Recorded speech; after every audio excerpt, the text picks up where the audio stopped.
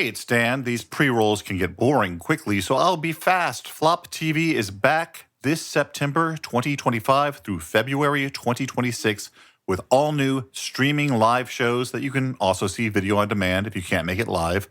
Individual tickets and season passes are available at theflophouse.simpletix.com. That's Tix spelled T-I-X, as well as all the info that is too much to say here. Now, the show. On this episode, we discuss Snow White. Snow White, a beautiful achievement in the art of animation. And then there is this movie. Rare, meow. Stuart's got claws.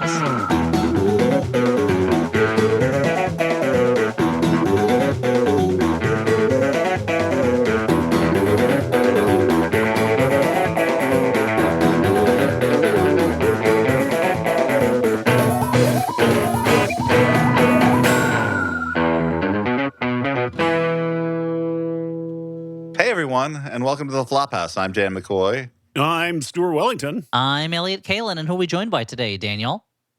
We are joined by Rebecca Alter, who is a staff writer at Vulture, my favorite pop culture site these days.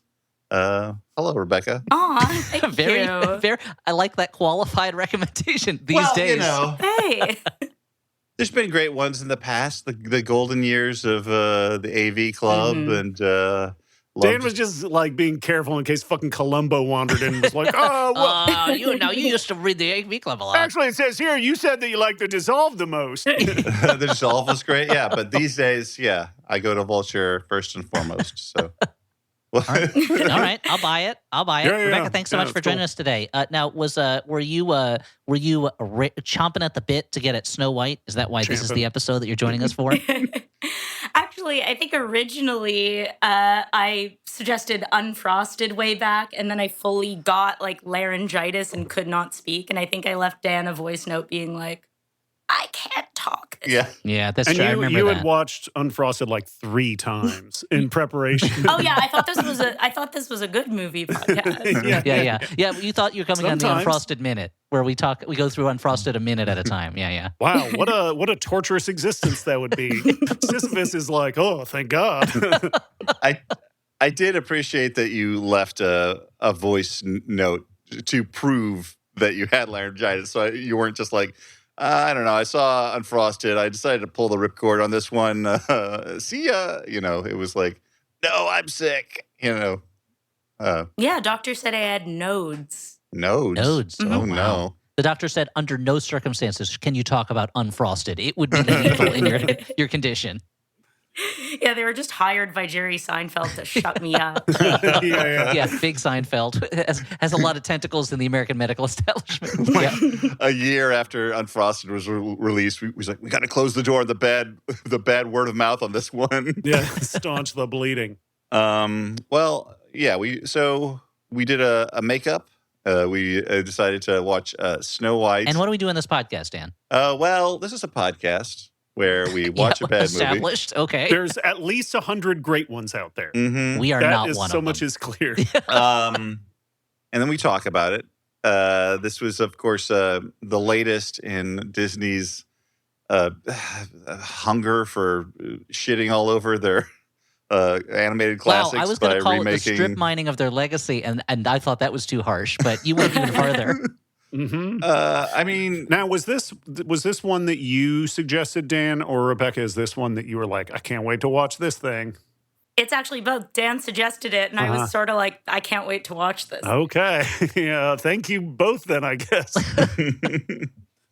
I mean, you write a lot about theater at Vulture, among other things, and this clearly has a desire to like tap into like, oh, there's a resurgence of love for musicals. We're going to combine the old songs that you loved from the original with some really terrible new ones. Well, and they're going to pump up the old ones. Like they added beats to those old ones. Yeah. Well, it's Pasek and Paul who are the mastermind songwriters behind such beloved things as Dear Evan Hansen. Oh, okay. Yeah. So Dan that's like that kind one, right? of that's yeah. Also So they've got a covered. great movie track record. As seen in a previous Flophouse episode, exciting I Elliot. guess also La La That was the editorial. Land. Oh, La La Oh. Land. That one's going to stand the test of time. Now, did you guys feel and the screenplay, or I guess it's a musical, you could say the book of this It's really film, a Schrodinger's comet you made, Stuart. the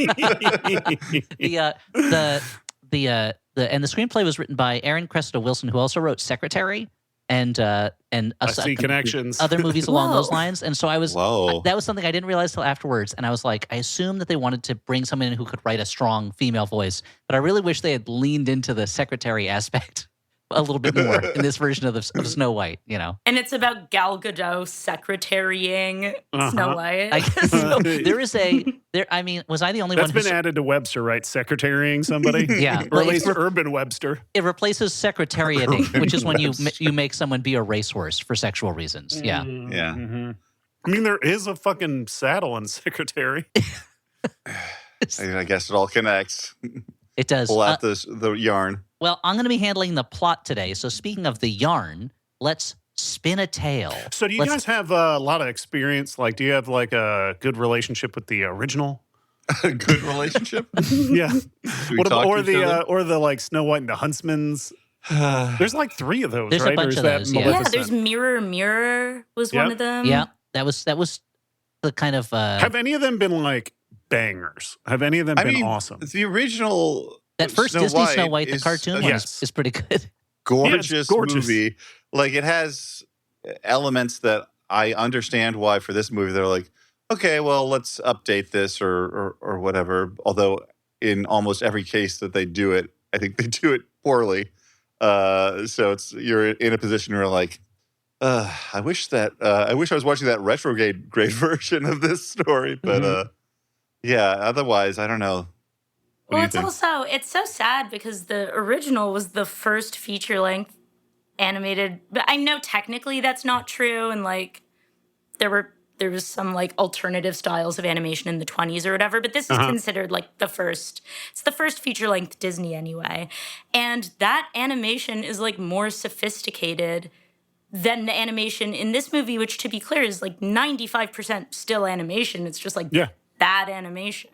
No offense to anybody who worked on it. I'm sure you all tried really hard, guys. And gals. And they, thems. I'm sure they're not offended now. But no, we were watching it and Audrey was like, this is what it would look like if you just fed Yeah. the old Snow White into an AI and was like, make a live action looking version of it. Well, like that's the saddest version of the saddest aspect of it to me. And I feel like we're jumping ahead past the movie into Final Judgments in some ways. But is that the visual style of the original is so beautiful and unique for what it is, and the visual style of this just feels like it's that same general heavily CG. Everything's kind of oranges and browns and a certain type of blue and weird rounded shadings, and the lighting doesn't look like it exists in a real world, but instead in a sort of like fake simulated world. It has that kind of AI visual style feel to it, which is very strange to Yeah. come from Disney, which at its best is innovative. And it's uncanny and soulless, et cetera, et cetera. Mhm. Yeah. Well, that I too. think these live action remakes are so spiritually similar to AI for me, even though they're not. There's something about remake this thing, feed it through computer. Like there's something so anti-creative, like just the impulse to make these at all.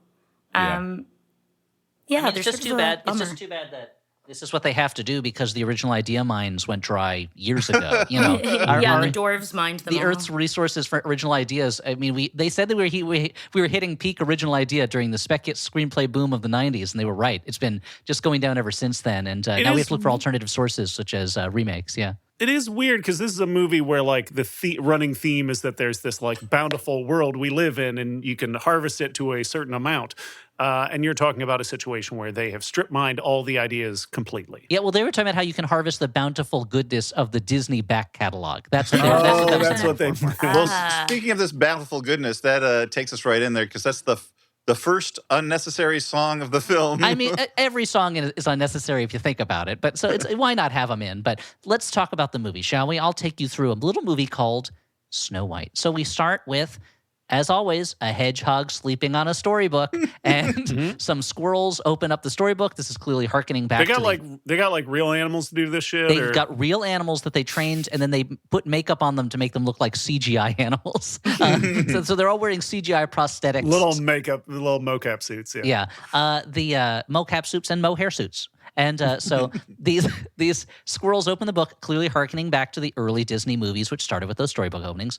And the storybook has a voiceover that tells about how there was a virtuous king and queen. No such thing, in my opinion, but a virtuous king and queen who want a child. They get a princess during a snowstorm, and the implication is that looks the princess out the window and he's like, I think I have a name for this little thing. Yeah, the implication is that the princess kind of like that they found it in the snowstorm, not that it was born in a snowstorm, because it's, they don't want to talk about like, it was a hard labor in a carriage in a snowstorm, There's so much placenta in that carriage right now. Oh, they just stripped out the lining and they had to refurbish the whole interior of the carriage. Yeah, you never get that smell out. And they name her Snow White because she was born in the snow. And they teach her about love and generosity, and they sing that song about it, about the bountiful goodness if that grows in the earth.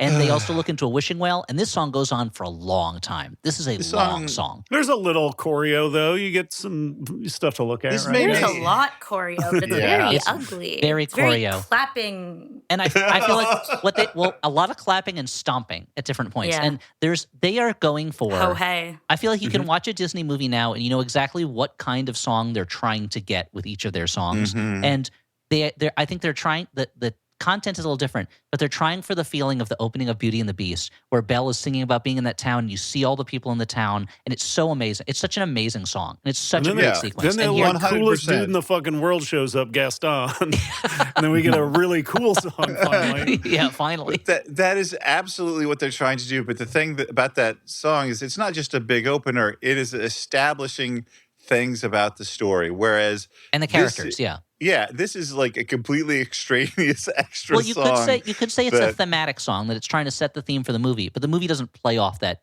theme, really, at all.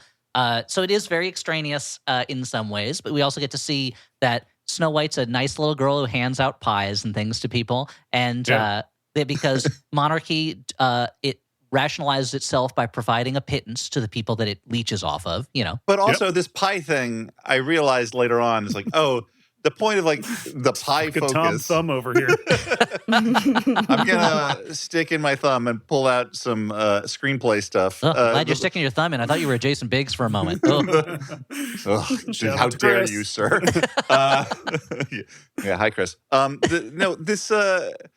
I realized later on, like, this is to like layer in like the thematic significance of the apple later on. Yes, yeah. And I'm like, we don't need the backstory for why an apple is what is being used, to put her to sleep. Like, the apple can just be an apple. Really a strange stance for backstory-loving Dan McCoy to take. Yeah. Well, they don't think modern audiences would understand why a young woman would take a bite out of an apple unprompted when handed to her by a weird old crone. Instead, they're like, shouldn't it be like a bag of Takis or something? Like a Snickers or... At least that would explain why it like turns into a skull sometimes. It's like a lenticular bag of Takis. Yeah, that's how they make it glow blue. Yeah. So we flash forward. Snow White's mom dies. Has to. It's a Disney movie. Her dad marries a beautiful evil witch with a magic mirror. Everything about this woman screams evil all the time in a way that should, like, ideally would again want it to sit in the classic Disney villain world where the villains are just kind of like outwardly villains and are super melodramatic. And let's face it, almost always coded as either gay or like in some way melodramatically queer or something like that, or burlesque or something like that. And here, the queen takes over the kingdom and sends the king off to war, and you're like, yeah, she's evil, right? Like, everybody gets that she's super evil, and I guess the implication is just that she is like, this dad is so thirsty for this queen that he's going to do whatever. And I wonder if I wonder, maybe I'm the only one who's picking up. Dude, she's the fairest in the land. She's the fairest. This like even a much higher, maybe it's that secretary writing in there, a much higher psychosexual dynamic subtext running through this, and like that her need to be the fairest in the land, it feels at a certain point to me, it becomes so much like that she wants Snow White so badly, and it's not that she wants to be the most beautiful and most powerful so much as like she needs to possess her in a way. Man, maybe I'm imagining that. I feel like I'm falling down on my job as Pervisoid #1 because like I did not pick up on any of that. Oh, So, okay. Well, then did we? I mean, switch it might just- I places? imprinted Did we it a touch little a bit. skull at the same time? I mean, And, it might just be because I've been writing the Harley Quinn book, and they're literally the bad guy is like lusting over her. She's lusting over Harley all the time. So maybe I'm just imagining the Harley Althea relationship in the Queen and Snow White. That could be. I mean, ultimately, that's one of the things that I miss the most when they translate these animated movies to these digital slot movies. Is the like horniness that's injected by like lonely animators. Like you watch like Hunchback of Notre Dame and you're like, damn, these guys are fucking hard. Oh yeah, well I mean like because you got that whole song about how hot It's great. It fucking hot rules. the lead actress is. So we have like 8 minutes of voiceover. It goes on for a long time, this voiceover, to tell the story. But we finally leave the voiceover when Snow White, she's become a servant imprisoned in the castle by the Queen. She is mopping up when a handsome thief, we'll learn his name Jonathan, no last name, shows up and steals some fruit from the kitchens. He briefly privilege shames Snow White and tells her to stop just thinking about helping others and start actually helping others. Y'all, what do you think about this guy?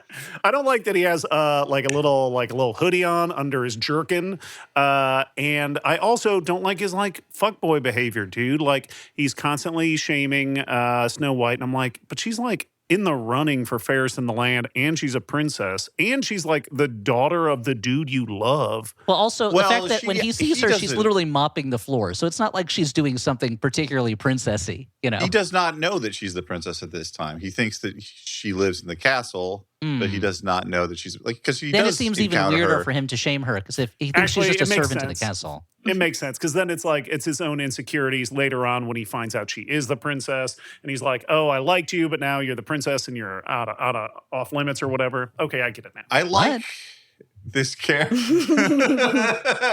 Classic. I like this character in theory. Like they're basically just porting over Robin Hood and sticking him in as like the love interest rather than just a prince, you know? And like it gives at least something for this guy to care about. It makes it gives him a thing, yeah. Yeah, and you know, like in a movie that still buys into the idea of like benevolent rulers, like at least it gives some sense of like I don't know, the would say- underclass. But he is a boring guy. He's a boy. He's very handsome. He's got a great voice, but I feel like the characters, but also the character keeps sliding back and forth between.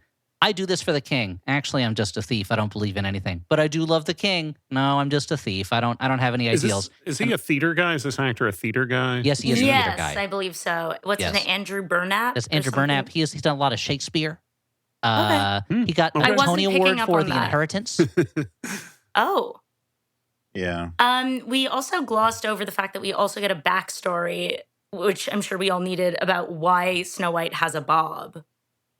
Wait, yeah. really? I missed that part. Well, because in the original, she just sort of has a chic little bob and it goes cool unmentioned. modern haircut Yeah. for the time. And in this, they have to be like, well, we need to explain Well, why. What's the why- explanation? That the Gal Gadot cuts it off with a sword. Right. as a Okay, show yeah, of yeah. dominance, she cut Snow White's hair. Mm. You know, as a way of saying, you're mine now. I possess you with all the rights and privileges that entails. It's all in there, Elliot's Jan. turned It's into all. a horny animator. I guess it's weird when you're a horny live actioner. That's the Yeah. troubling thing. So Arguably, that's more normal. Yeah, then you're just any director. I guess that's true. You're Yeah. every director that's ever worked in film. Yeah. So she asks the queen, she goes, I got to help the people. They're struggling. Queen, can I bake some apple pies for people? And the queen is like, no, the people need a hard leader who's made of steel. And she sentences the thief, Jonathan, to freeze to death by being tied to the front gates of the palace. And Snow White's like, give him clemency. And Snow White sings a song about wanting to escape her fate. And is she going to be the girl that her dad said she could be or something? And she And frees the thief. before you freak out, these old fairy tales were full of fucked up shit. Like, Yes. freezing a thief is pretty normal. But this song. Oh yeah, you're in a fairy tale. You freeze a couple thieves just by 9 a.m. Yeah, you're getting. Then by noon, it's a lot of cutting kids' fingers off and pulling the eyes out of fishermen. The road is littered with frozen thieves. There's just a guy walking around with a sausage stuck to the end of his nose, saying, kill me, please." Yeah, This song essentially also replaces "Someday My Prince Will Come," yeah. and I understand the desire to do this because they want to give the female lead more agency and not be just like, I'm waiting around for some dude to like come. But I would argue that the song that they replace it with is not a good pick for that because it's like singing like Waiting on a Wish. And it's like, okay, so you're still waiting for some like magical outside force to help you rather than you doing something. Like if that's the goal But of that's the replacing lesson she's song, learning in the movie. She's the lesson she's is learning that in the you movie. She can't can't do just it. wait for a wish. You got to make a wish happen. Yeah, I Like guess the so. movie I guess Wish. so. The Disney movie, Wish. Mm. Another great mining of, of just sort of the idea of Disney IP. Yeah, that was. Chris- It's so Chris funny. They're like, Pine we're going does to the voice celebrate in that 100 one, years of Disney, but Yeah, just kind the of bad making guy. a thing that feels like other Disney stuff. But it's not. It doesn't reference it at all. You know. Yeah. Anyway, so I hate to interrupt you guys, but let's get back to this story. This movie. Huh? Sparking Um, conversation. So she frees the thief, and he runs off, and he goes, you can leave the castle with me. And she's like, nah, I'm not gonna. But the queen saw Snow White do this, and she asks her magic mirror, the magic mirror, which is the most CGI looking element in the whole I thing. don't mind that though. I don't mind it 'cause so much, but I wish that they I don't know, made it look cool. The magic mirror in the original movie looks so cool. Like it's such a Yeah. eerie, spooky thing, you know. I agree with that, but I also feel like all of the stuff surrounding the mirror and the evil magic is the stuff that looks best in the movie because it is borrowing most directly from the way the original movie looked. Hmm. So even though it's a pale copy, I'm just like, oh, well, this looks cool. And so she asked the mirror, who's the fairest of them all? And the mirror's like, not you. And she's like, what? And so, Mhm. as in the story, she takes a huntsman. She goes, spits out her drink. yeah, All over the mirror. it's so weird. She goes, It's like- who's the fairest of them all? Not you, my queen. Oh, okay, great. That's good. Whoa! Spits all over the mirror. The mirror has a magic hand that comes out and wipes its face very deadpan. Yes, she has to That would've been great. clean the mirror with Windex, and the mirror's like, oh. Don't get it in my mirror eyes. Yeah. I would love all that. I mean, why is there there must have been like a big slapstick goofy version of Snow White at some point, right? Well, there was a Betty Boop one that came out around the same time as the Disney one that was very slapstick. I bet it was pretty slapstick, and I bet Cab Calloway was probably in it. That must have been great. Yeah. They had the rotoscope machine going on him. Oh yeah, for sure. I remember as a kid seeing those cartoons and not knowing how they were made, and just loving them, but being so confused by how suddenly the animation suddenly became so smooth. And again, how Yes. the cartoons would suddenly stop for Coco the Clown to become a jazz singer and just sing a swing song, and then go right back to the movie again, to the story again. I'd be like, what is Yeah. going on here? It gets so eerie. You're like, the movement suddenly became so natural, even though his legs are getting so long and short. Yeah. Oh man, like a regular Pedro Pascal. So she orders the huntsman, take Snow White to the apple orchard. Then you're gonna kill her and bring her heart back in a box, which is, I guess, I guess that's the inspiration for the Nirvana song "Heart Shaped Box," right? Yeah. So anyway, Probably, yeah. Can Yeah. I pause here quickly to say that I've brought you guys an offering? Oh, this better be a human heart. oh, this is amazing. Oh, what is? It's Holding it a up to Disney the promotional live-action Snow White camera. popcorn bucket. Oh Shaped wow! like It looks the like box. the box from the movie that the heart is in. So, I will say, how much you could fit a fair amount of popcorn in A that. fair I think amount. so. I'm Dan not is already like, how would I have sex with this thing? exactly. Calm down, dude. Yeah, you may have seen Rebecca online doing some popcorn bucket reviews. She's on the Oh, what's your all-time Popcorn fave? beat. Journalism is really thriving, you guys. Well, I just got to play with the Galactus one, Oh, which is cool. approximately 20 inches tall and 2 feet wide, and its eyes glow. That's a lot of popcorn right there. My arm goes all the way down it. That's Wow. incredible. Oh, God. Wow. So it's as close as you can get to a bottomless pit of popcorn. Pretty much. But yeah, the Snow White box, it's a bit more humble. I like I kind of like the box shape. I feel like that would be in some ways a lot easier And I to like eat the out strap, of than so it's kind of like a trough. yeah. Anything that falls while you're trying to eat it just goes right back in the box. Yes. It's a virtuous Yeah, cycle. you could fit like 2 hearts in there. Thank you. All future guests now, take note. Bring offerings. This is delightful. So the huntsman takes Snow White to pick apples, but he can't bear to kill her. She's just too nice and too fair. He tells her, run away. And she runs in the dark forest, and she's pushing past trees, and owls and bats are flying at her. And I kind of like this part. I mean, I love this sequence in the original movie. Yeah. But this is one of the places where I think the unreality or the uncanny valley reality of the AI type visual style works a little bit more because it feels so hallucinogenic. It feels so phantasmagoric. It's a moment where they're like, hey, it's similar to some of the stuff with the mirror where they're like, hey, we can kind of do anything with this technology. Let's like play around with it instead of trying to desperately try and make it look real. Yeah. And this is when the movie most closely resembles Valerie's Week of Wonders, the Czech fantasy film. So I was like, oh, that's good. Okay. Of course. So she falls through. I think they said they were intentionally referencing that. Right? Oh yeah, probably. In the press material. So she falls through a pond. She befriends a ton of CGI woodland creatures. There's just like a shit ton of chipmunks and squirrels and deer and little birds and stuff. And she follows this deer to a cottage, and rabbits lead her into the cottage. So if the police arrest her for breaking and entering, she can be like, the animals did it. It wasn't me. Yeah. And she falls asleep across some very short beds. Who could these beds belong to? I mean, there are names written on the beds. Their names are like carved into them. Yeah. This is when we enter the what would have been the titular Seven Dwarfs if this was still called Snow White and the Seven Dwarfs. It's just called Snow White. And of course they sing Hi Ho, but it's like a supersized version of the Hi Ho song. Like it's got so many more verses. They go to a mine. They're racing around in mine carts. Like Pitbull has a fucking verse, right? Yeah, I think so. Yeah,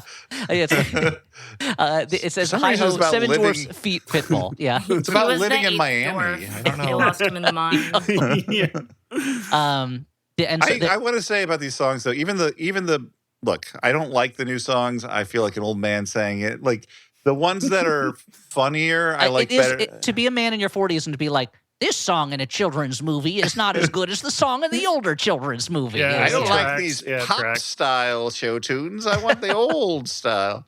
I'm not as fond of it. I mean, these are songwriters. I apologize to them, I guess, out in the world.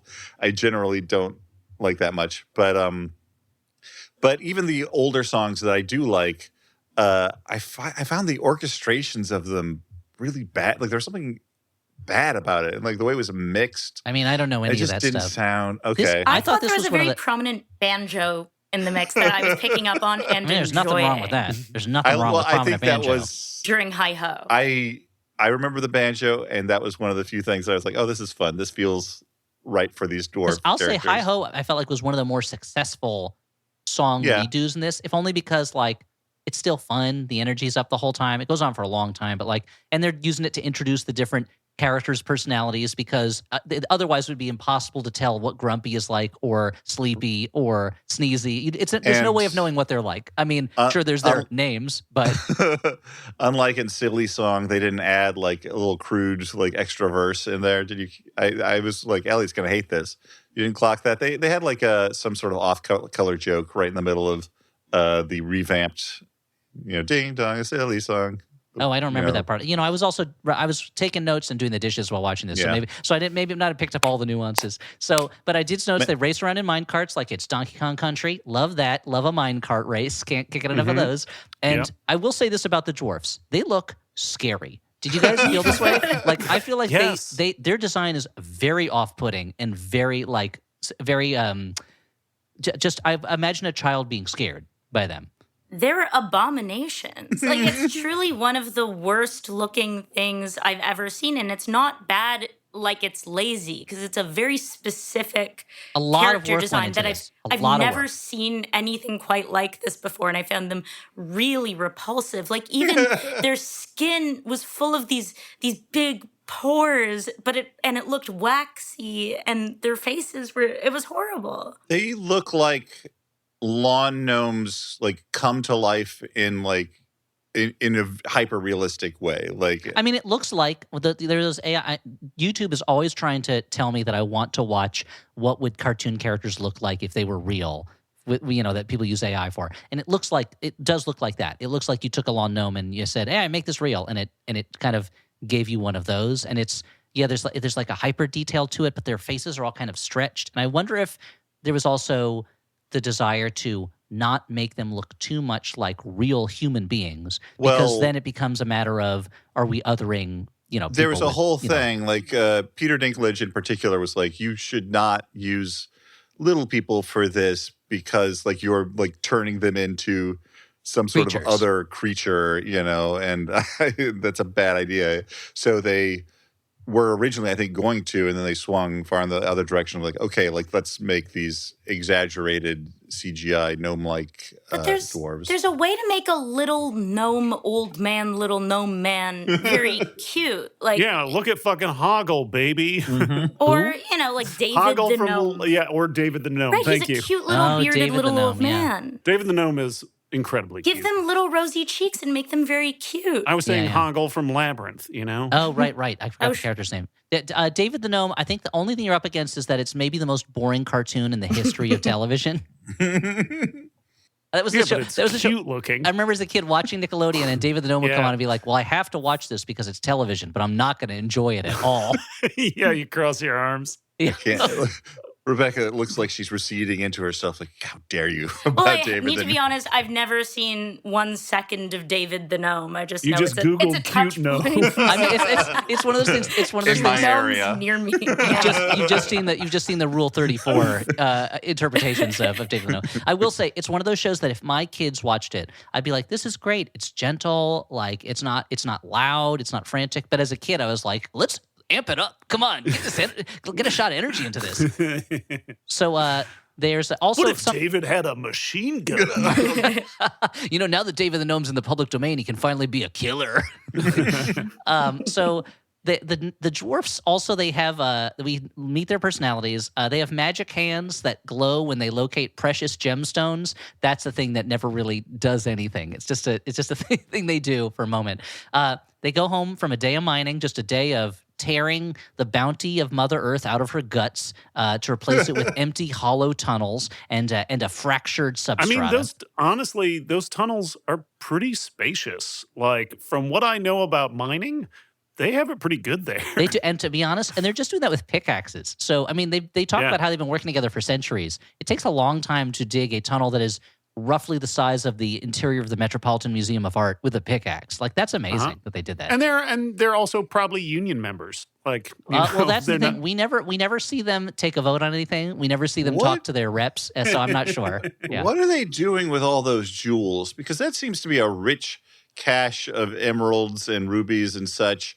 And they don't seem to be wealthy. They're all living together as roommates in a little shack in the No. woods. I think so. The subtext is, I think that it's not so much that they want the jewels and they want to be rich, so much as they want to keep other people from accumulating things, because it would make them feel lesser if other people had more. And so they just hoard all those gems and don't let anyone else have it. They're very selfish characters. But that's the world we live in, Snow White. Anyway, Yeah, when they're let the naming scales them fall from your originally, eyes. yeah. Originally, when they're naming them, they're like, well, their primary characteristic is selfish, but that's all of them. So we need to differentiate. They them a can't be little just more. greedy 1, greedy 2, greedy 3. Yeah.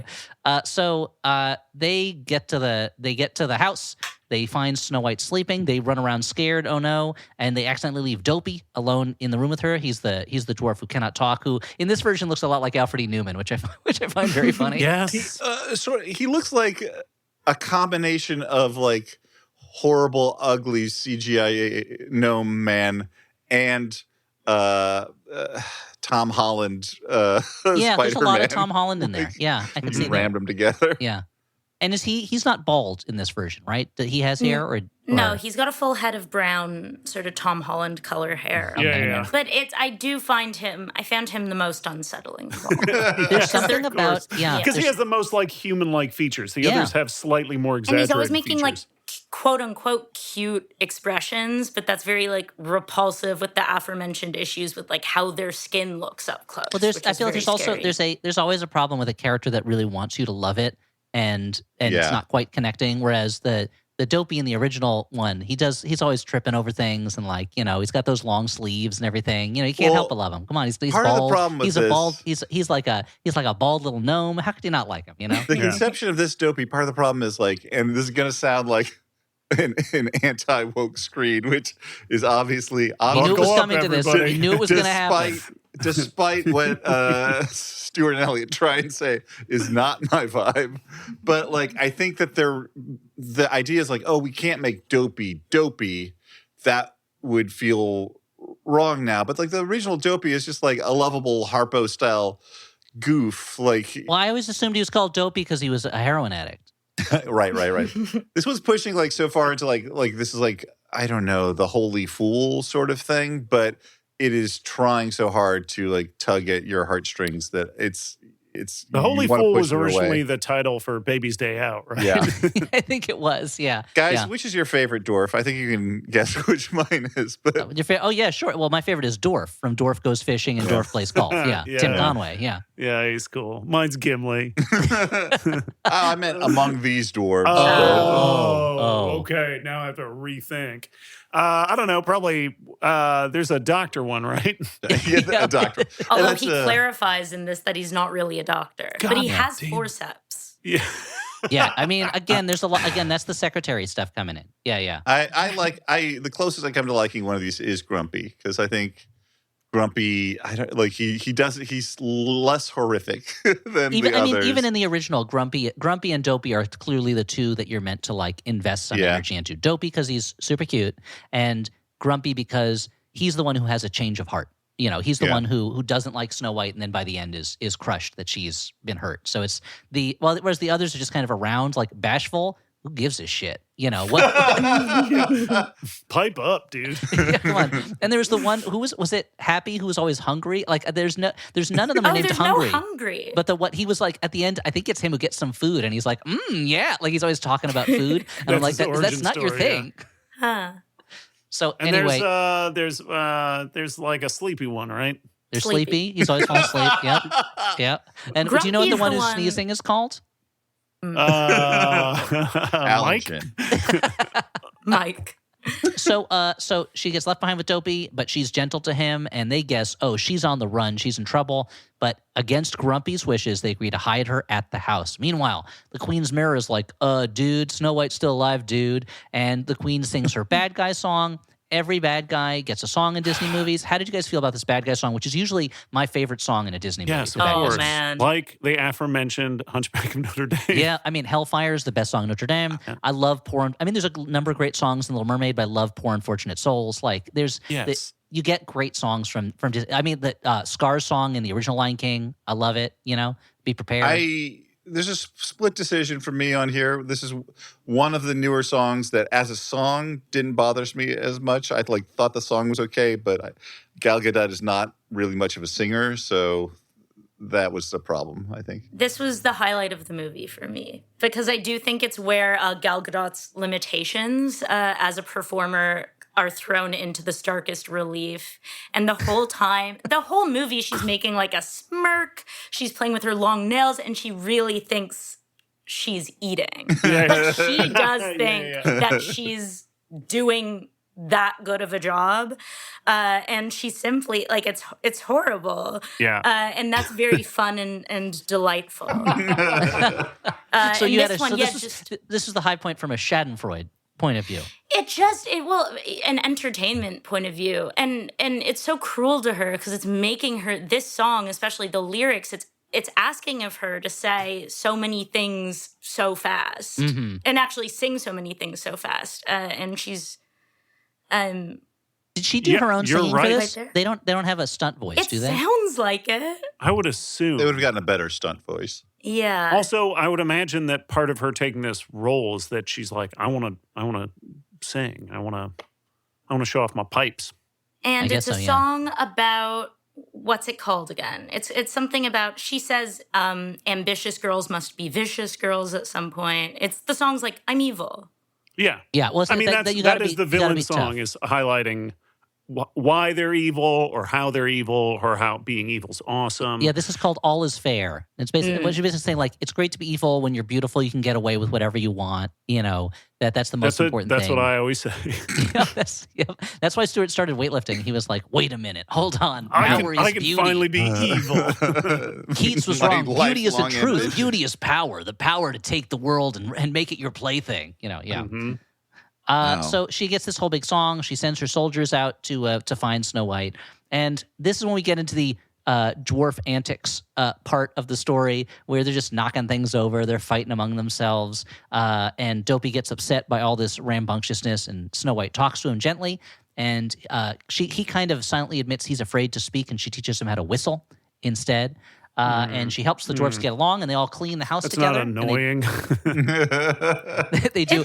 This is their whistle while you work sequence. Yeah. It is weird that for so many of these live action remakes, a big thing about them has been like, oh, we need to rehabilitate these female characters to make them better role models. All of these girls are suddenly going to be really good. The princesses all do STEM now, and they're all independent. And this one is still very much mostly about baking pies and housework. Yeah, I think they're trying to do a hard thing of making her kind of a more politically aware character without losing the kind of Disney princess innocence. And I feel like they're missing an opportunity to play into a different kind but a more retrograde sort of female heroicism. That's more the traditional thing of the female character who is not like tough, but instead wins people over through love and inherent goodness, and that's what they're trying to do with her. But they also want to make her like a character who is projecting kind of strength and defiance. And I feel like there's a little bit of tension between those two things. That her strength is in her. I guess in the old-fashioned version of the story, her strength is in purely her goodness. It's a very kind of like Christian morality, Christian parable type of strength. But here they also want to make her like a political rebel, and it's hard to do those things, at the same time. I just realized that before I was wrong. It was not during Silly Song that they had the off-color new lyric. It was in this song. I looked it up. It was, wait, I think that brush is mine. You should have hung a sign. If you don't hush, I'll take this brush and shove it where the sun don't shine. And I'm like, we don't need that. I thought you were going to say like, I thought you were going to say the lines were, whistle while you work, while you knead and clean and tuck. You know that you can also whistle while you, hey, what's that over there? I thought that was the lyric you were talking about. It was fine. I feel like as far as putting off-color things into Disney, injecting Disney movies, that's what you just said, Dan, is one of the lesser ones, but I still don't like it. Sure, but it's also just what it's implying. Unnecessary. It's so much, I feel, yeah, that's true. But I feel like I was more worried by, in The Lion King, when in the original version of Hakuna Matata, they don't let him say farted. But then in the new version of it, he goes, what? I was going to say farted. Fart, right? I can't say farted? And it was like, there's no joke if you do it that way. Like the joke doesn't even exist, Did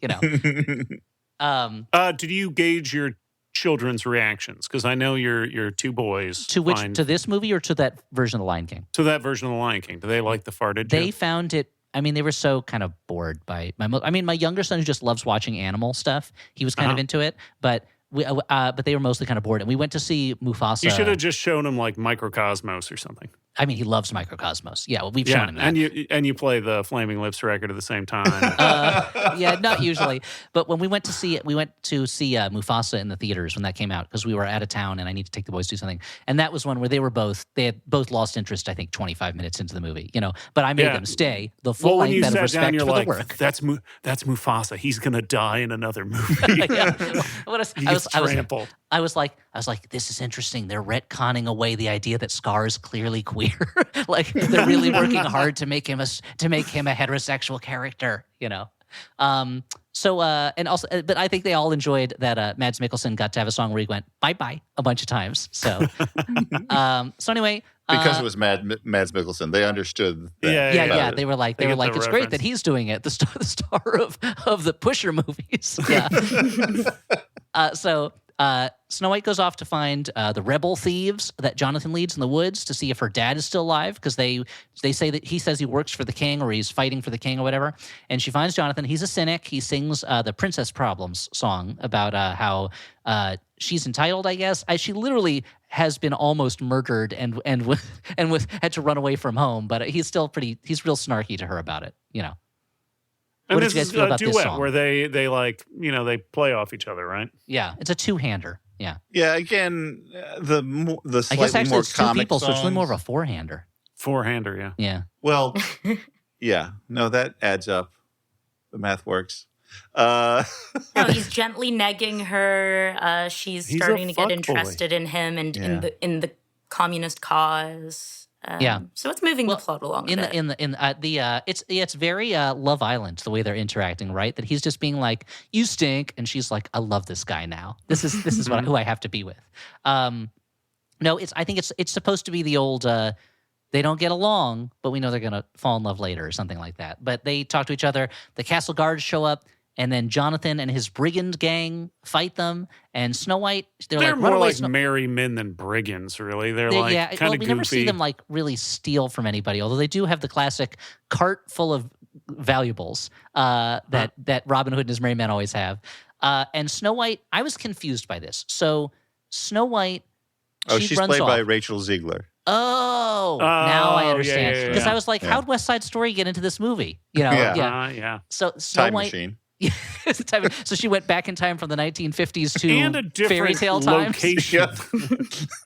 in a different location. Yeah, or is it? Or I are you mean, saying, most time machines can change location. are you That's saying the- this is also what the west side of Manhattan was like before Lincoln Center? It was just forests, castles, Yeah, that's right. Yes. mines, just gem mines everywhere. She runs off, and then she tricks the soldiers into chasing her dress, which actually has birds in it. And then we Okay. cut to her on a riding away on a horse or something, and she's still wearing her dress. So I was like, did she have two dresses? That's what confused Or me. in did that moment.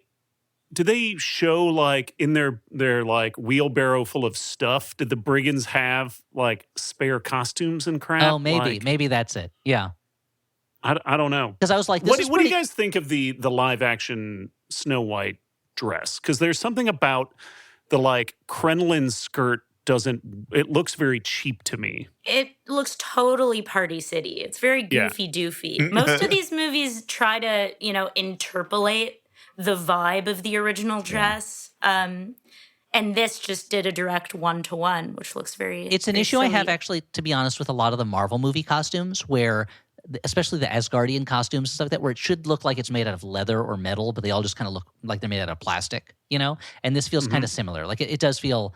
It does feel kind of off the rack. Although I like the colors in it. The colors are bright and bold, I like the colors. I think that it's all like such like shiny, satiny stuff that that's what's giving it that like, I don't know, like we got some like plasticky fabric from. Yeah, And that's the issue I really had more with the Queen's headdress. I love a big spiky headdress. I love Galactus. I love Hela. I love Maleficent's headdress. But hers, like, it looked like. Again, it looked like it was kind of plasticky. Like it looked like it was just made out of not a material. This is me being the stupidest version of nerd. It doesn't look like the kind of material that the real queen of this fairy kingdom would have at the time. Yeah, it looks like what you wear under a ski helmet, maybe. Mm-hmm. To protect your Yeah. ears from the wind chill.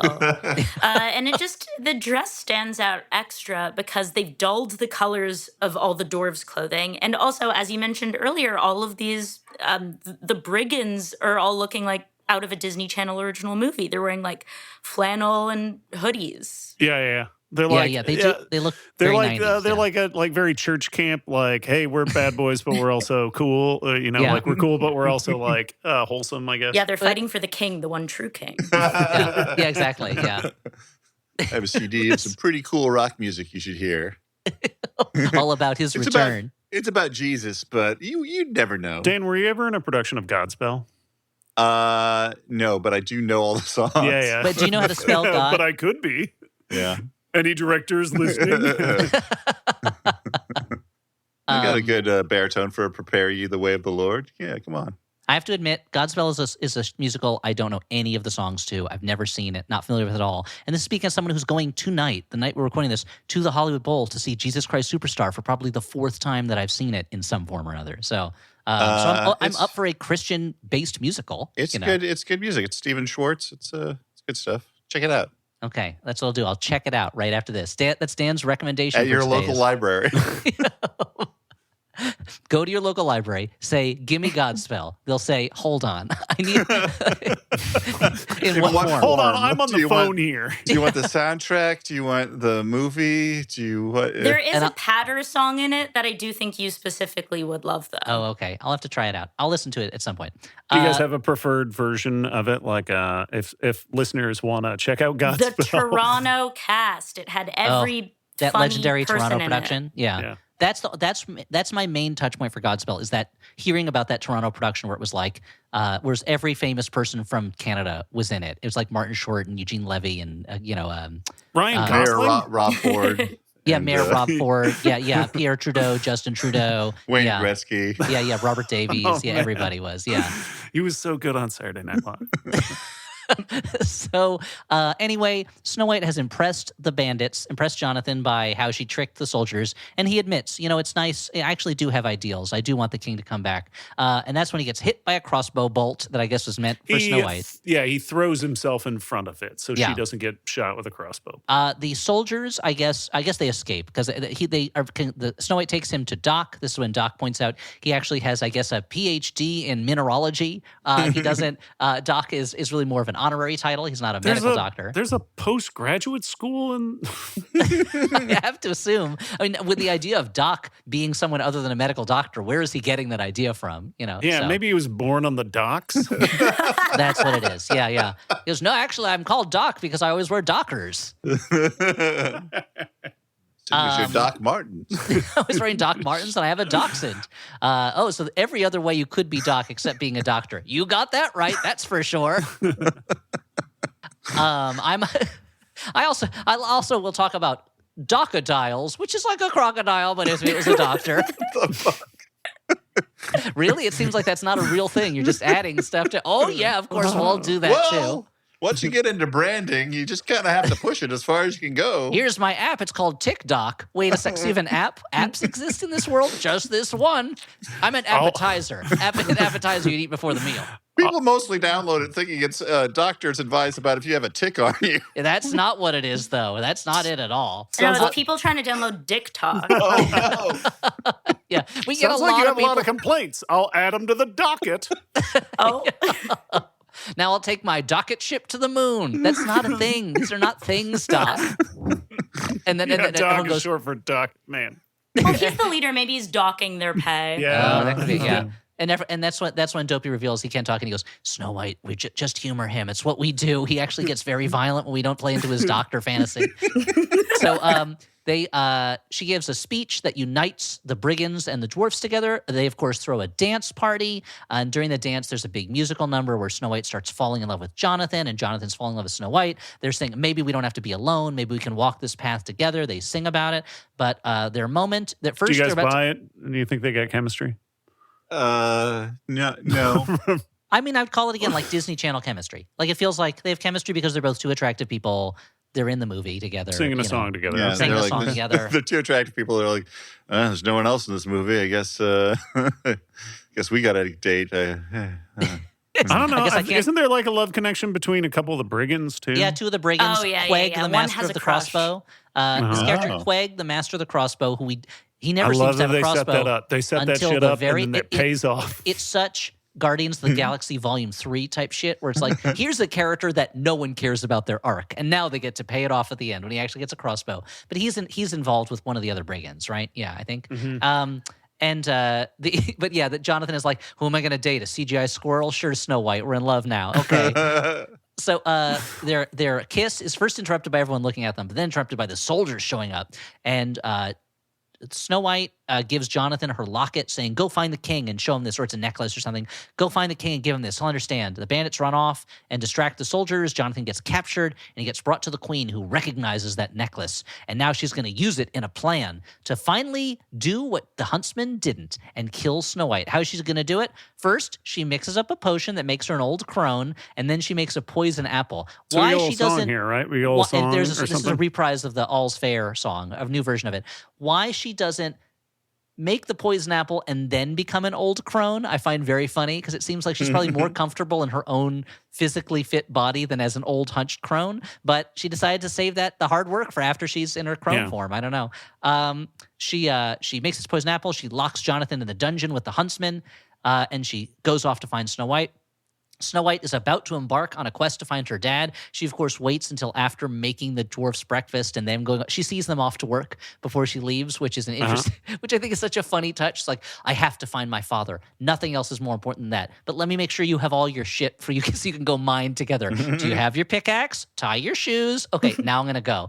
The evil queen shows up with that necklace and says, "Oh, Jonathan gave this to me or something. I have a message. I support the king too." You think I remember Gal so Gadot well. was like, I'm giving substance vibes here. Yeah, Maybe- yeah, she's waiting on that Oscar nom. This is when I'm finally going to get my Oscar. Finally, her career has been. She's been in major movies for what, like 10 years now or something like that. But yeah, she was like, this is my moment when I play this dual characters part. So she says, hey. You used to hand out apple pies, and I want to help you. So here's an apple. It'll really help me feel like I'm helping you. And so Snow White, it's one of those moments where she's like such a nice person that she's going to make this weird old lady feel better by taking a bite out of her apple. Cool. Yeah, this apple will help. Oh, great! There's one that's like smoking. This a apple red, with a a skull red on delicious, huh? The best, least mealy apple. it. And so Delicious.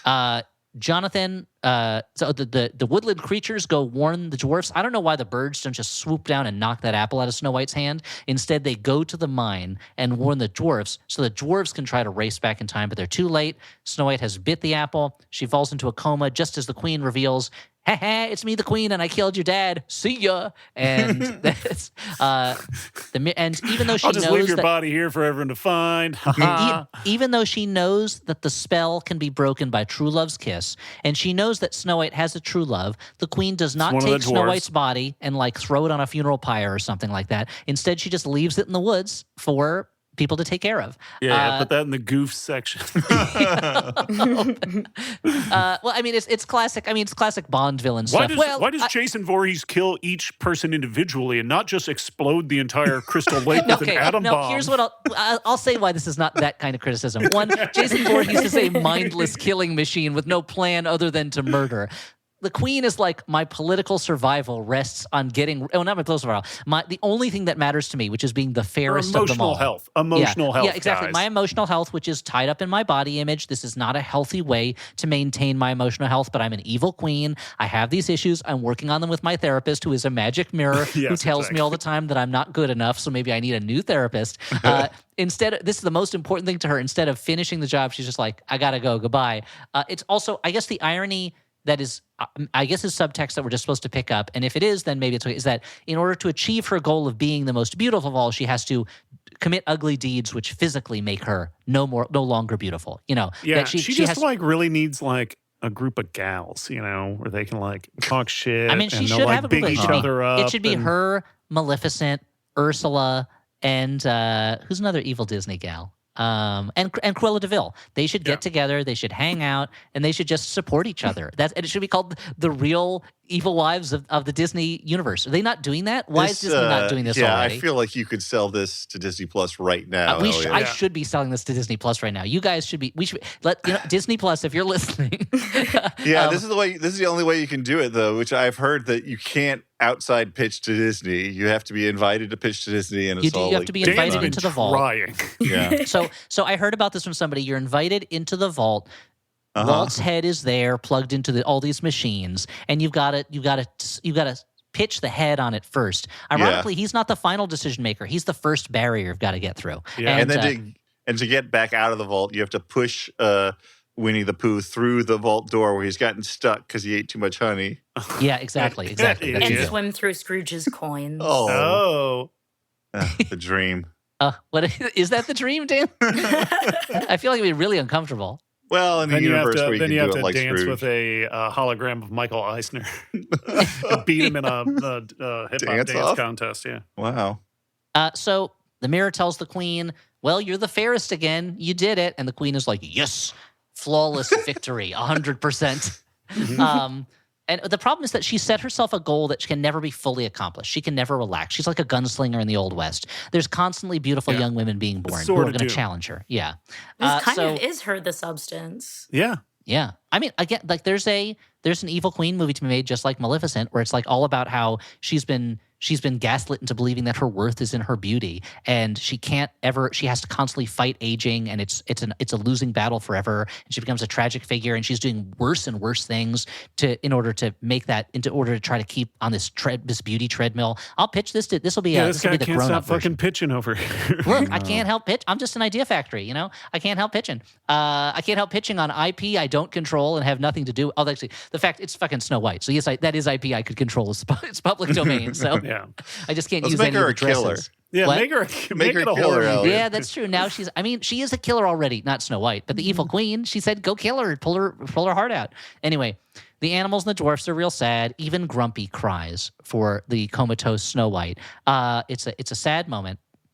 The huntsman and Jonathan, they're in the dungeon. They work together to unchain themselves and escape the dungeon. And Jonathan steals a horse, and the birds lead him to Snow White, and he kisses her, and she wakes up. The dwarves are all sitting Shiva around her. That's exactly what it is. Yep. And they've covered the mirror on the wall. And I think they did a pretty good job, I will say, of making that kiss not creepy between Jonathan and the unmoving Snow White. Because that is a moment that I'm sure is a possible problematic thing, and it comes off more as a goodbye kiss, consummation of the love they didn't get to have than this beautiful. Then in the original goody, story, she's out. well, in the original story, when Prince Charming just comes across a sleeping lady in the woods and kisses What's her, this I see? Huh. which is kind of what happens in Sleeping Beauty too, right? It's the same basic thing, or no? I mean, they know each other It's by such then, a classic right? fantasy, guys. I guess so. To be awoken from a coma by a kiss from a stranger. Yeah, that's the side of the fantasy I'm thinking of. Is that what "Kiss from a Rose" is about? The Seal Yeah. song. Have you read those lyrics? I have no idea what that song Those is. lyrics are very complicated and Something confusing, about a yeah. grave. So someone's dead, No, I it's guess. it's not even on gray. the on gray. the gray. On the Gray. gray. Like a kiss Oh, on the right. So rose, the DVD on the gray copy yeah. of the There gray. used to be a grain during- tower by the sea. It's all very Edgar Allan Poe. Light in the type dark stuff. side of me. Yeah. And so she wakes up. She declares they need to overthrow the king, and suddenly Dopey talks for the first time, and he says, "Well, we're not afraid." Bum bum bum. Snow White returns to her kingdom / village. How late in this process do you think that they had planned on doing a getting armed up montage of the dwarves grabbing shit a la Hot Fuzz or something? Because I feel like that is the kind of joke that they were planning on putting in here of them You think so? getting their equipment and shit ready and bandoliers and stuff. I don't know. I don't know that was ever a part of it. I mean, they don't really have that much equipment. They just have pickaxes. That's it. I thought you were going to say, how angry do you think the other dwarves are when they're like, Dopey, you could talk this whole goddamn time? The fuck have you been doing? Nobody asked me to. It's like in the old X-Men comics, they learn Wolverine's name is Logan, and they go, "Your name is Logan?" And he goes, "Nobody asked me." And it's like, really? For months, you didn't ask this dude you live with if he had a name other than Wolverine? Yeah. When you filled out your W-2 to be a member of the X-Men, you wrote Wolverine. So you're saying that when you went to a bar and he got carded, his license says Wolverine on it? Come on, guys. I couldn't talk at any time, only when it was funny. That's what he said. I forgot. What's that from? That's Roger Rabbit. That's right, Roger Rabbit. The handcuffs. That's right. So And that's the thing. These fucking Disney movies are basically bad. Remember when Roger Rabbit came out and we were like, oh my God, I can't believe they're able to do this. Here's and now another that they story can of- do it and it's so bad. he's another one Stuart of turned Old Man Stu's tales of former special effects. Stuart turned into the Chris Farley show for a second.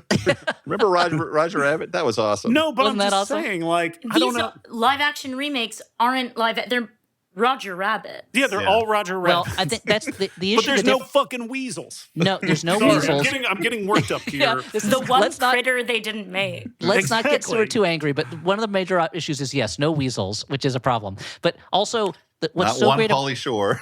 One of the wonderful things about Roger Rabbit, of the many wonderful things in it, the wonderful things about Roger Rabbit is Roger Rabbits are wonderful things. Their bottoms are the tops are made of rubber, the bottom are made of springs. Is that they're not trying to make the cartoons look real. They just give them like a little bit more shading. And that's the fun of it, is seeing people interacting with cartoons, right? There's nothing really that fun in seeing a person interacting with a mostly realistic, but not totally all the way there, kind of like cartoon character. Just enough that it's creepy. Yeah. Yeah, just enough. And if you're trying to make it look super real, I get it. Like then you go in the Jurassic Park mode where those are not supposed to be cartoon dinosaurs running around. They're supposed to be real dinosaurs. Man, what if there was a cut of Jurassic Park where it was fucking straight up 2D cell shaded Yeah. I would love dinosaurs? that. The original one when they brought Don Bluth in to do the special effects. We've got this Oh. original.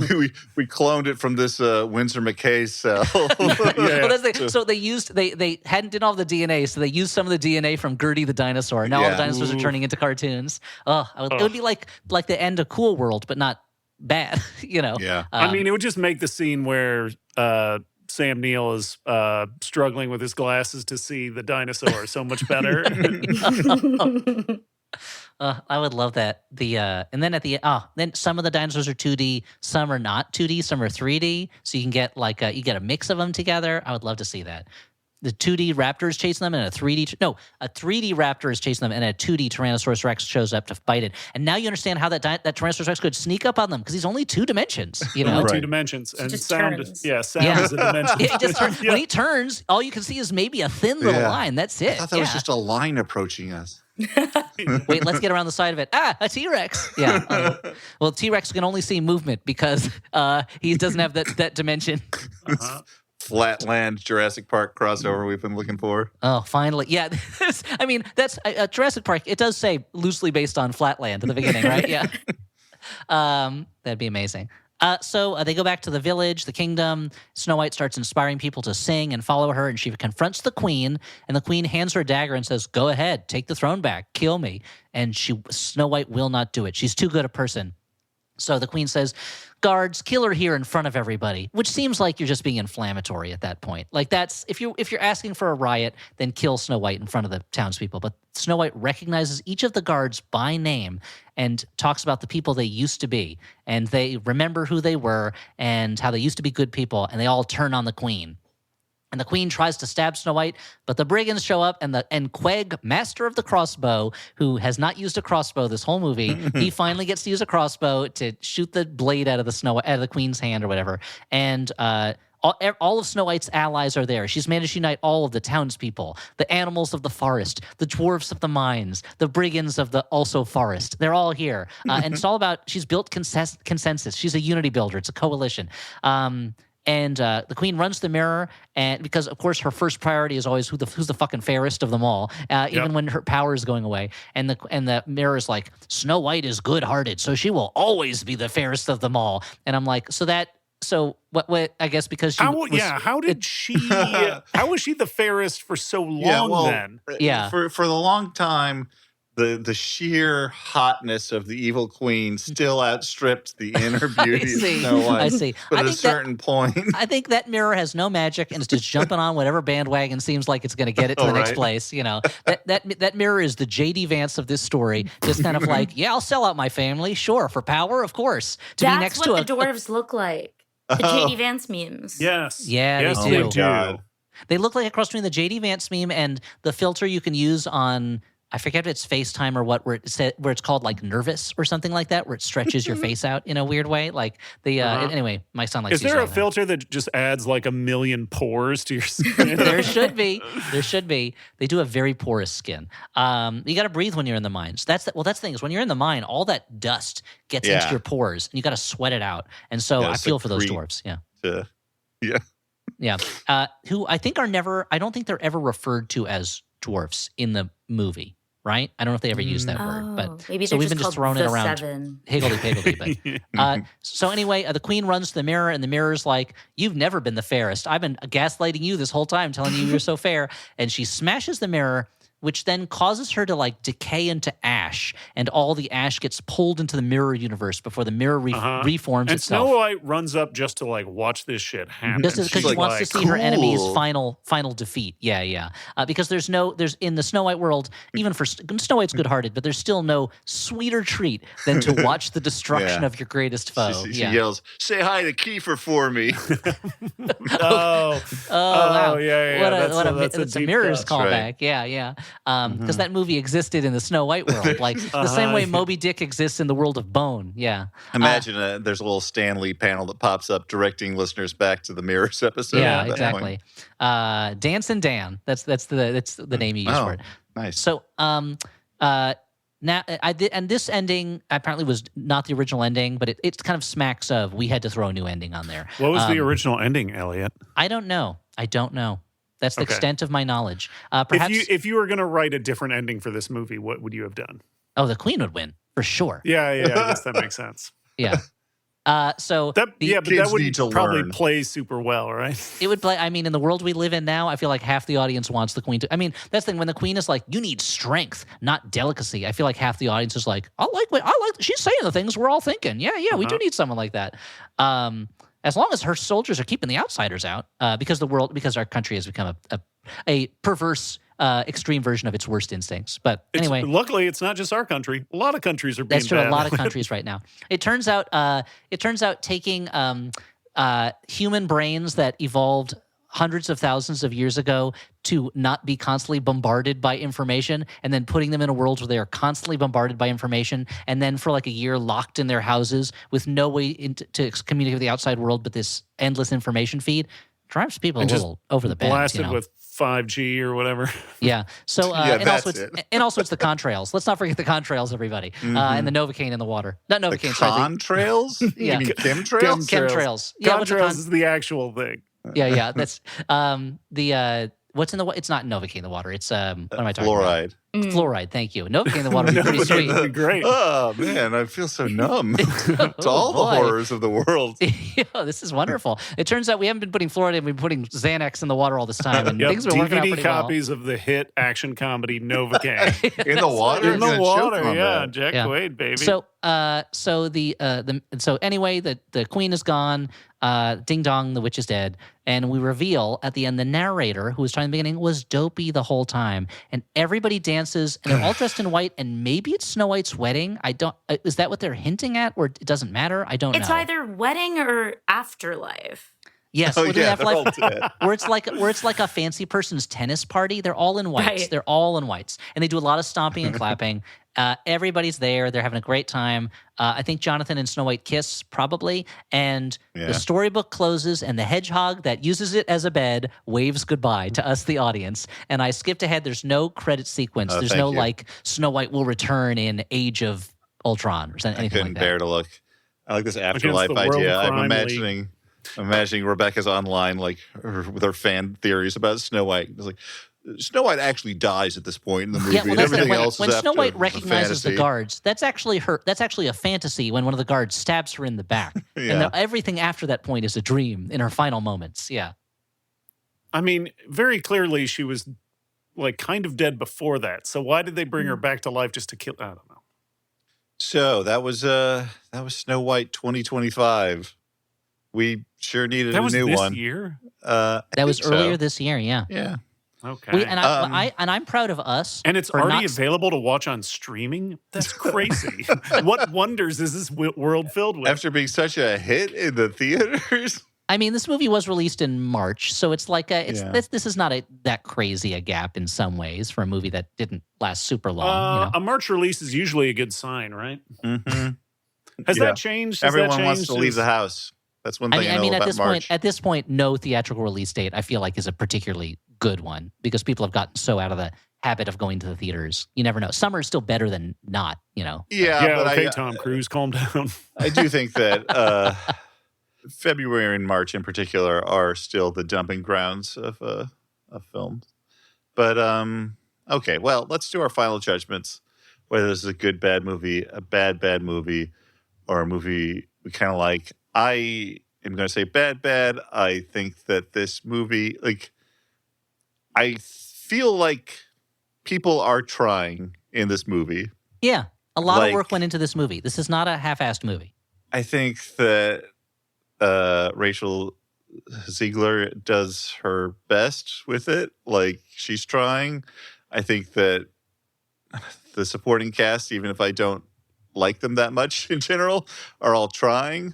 I think that they're trying to do something new with it rather than just be a total rehash. And yet I feel like basically all the choices are bad, and I didn't enjoy watching it. What do you have to say, Stuart?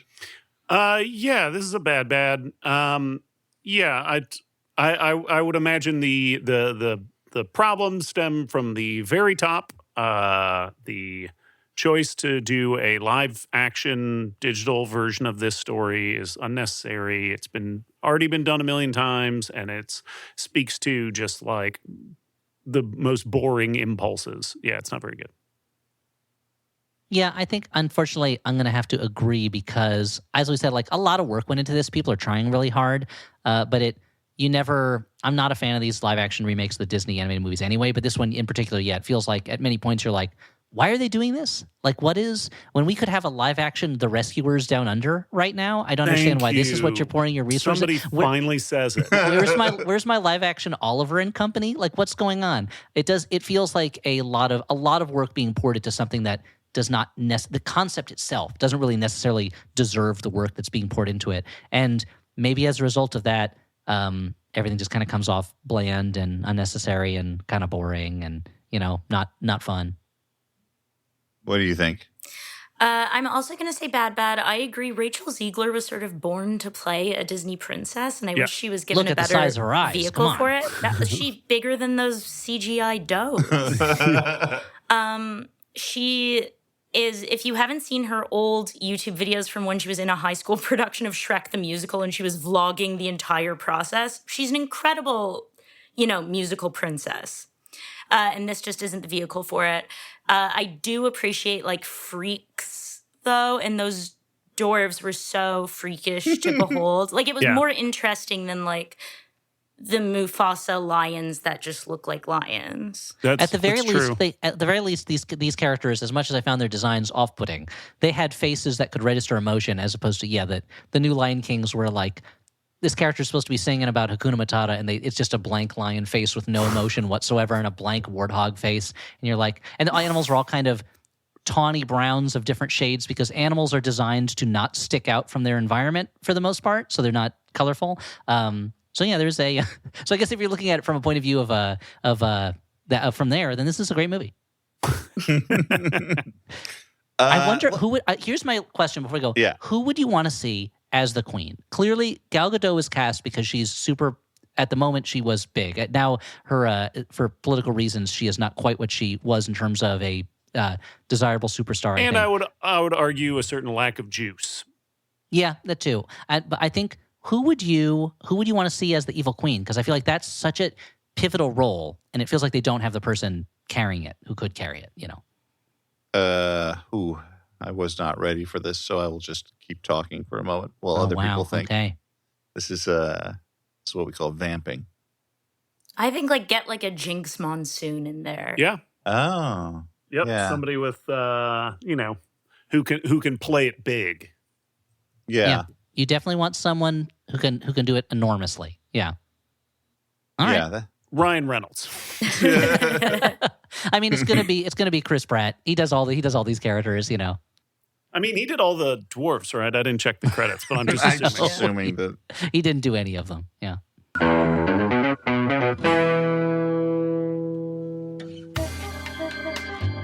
Hello, I'm John Luke Roberts, and I would love for you to give my podcast, Soundheap with John Luke Roberts, a try. It's basically a parody of every type of podcast imaginable, made up with loads of brilliant comedians. It was named the Best Scripted Sketch Show by the BBC Audio Drama Awards, was a finalist for Best Comedy Podcast at the New York Radio Festival, and it has just been nominated for Best Comedy at the British Podcast Awards. Surely, if there are three things you can trust, they're the BBC, New York, and Britain. So give Soundheap with John Luke Roberts a go today. Available from Maximum Fun in all the best podcast apps.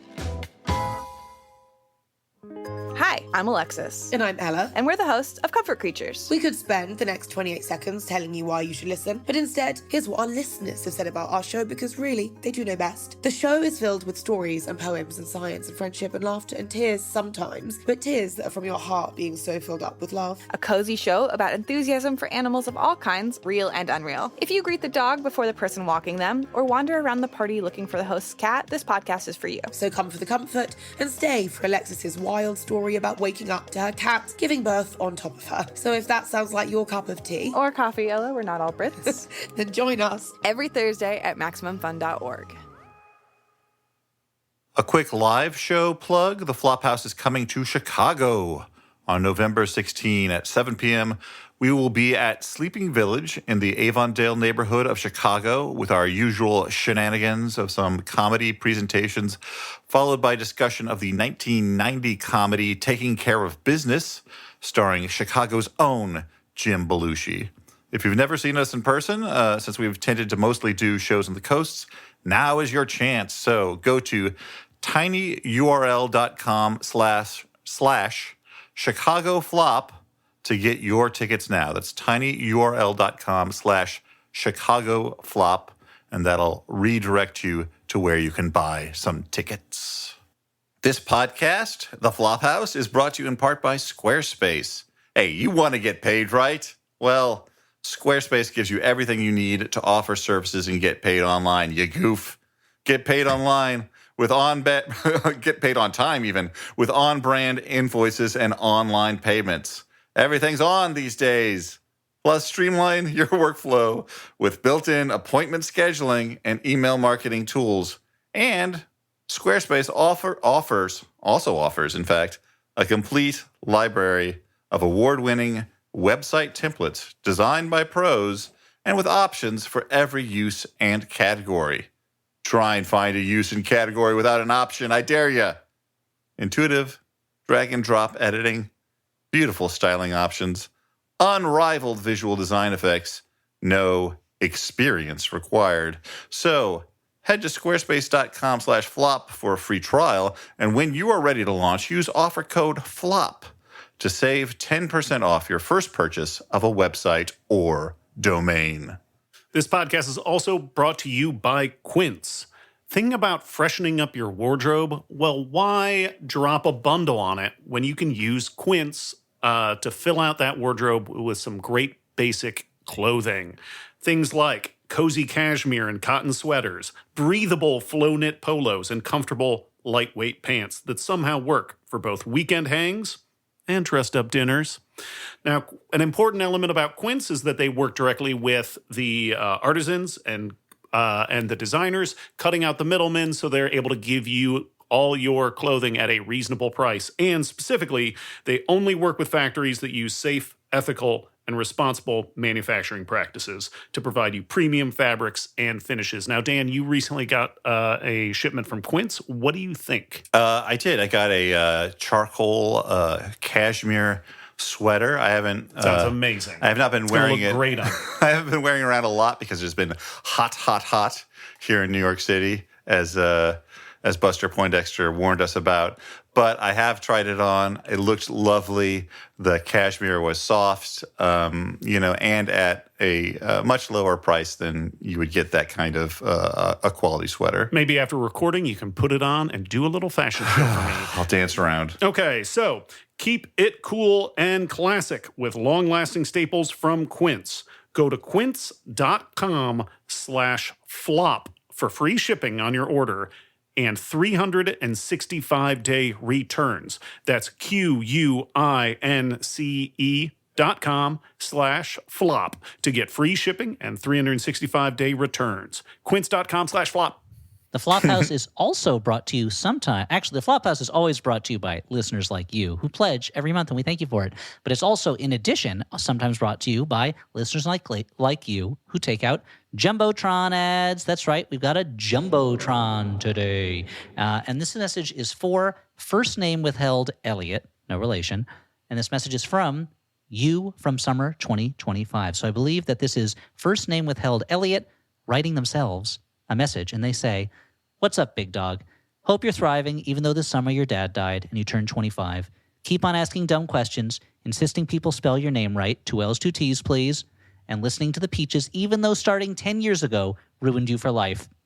Thanks to Hallie and her guest hosts for always making me laugh, row, etc."